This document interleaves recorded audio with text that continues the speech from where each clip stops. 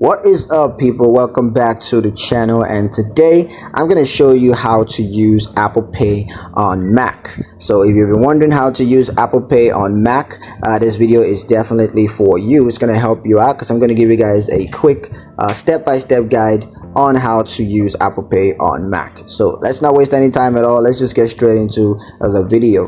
Now, the first thing you're going to do is to click the Apple Pay button. So when checking out online, you just want to click the Apple Pay button, and then you're going to select your payment method. So just choose the payment method that you want to use. It could be credit card or debit card. Once that's chosen, you want to authenticate the transaction. So you can use the Touch ID on your Mac to authenticate the transaction. And once that's done, you can confirm the transaction by simply reviewing the transaction details and then hitting the confirm payment button. So yeah, that's pretty much it on how to use Apple Pay on Mac.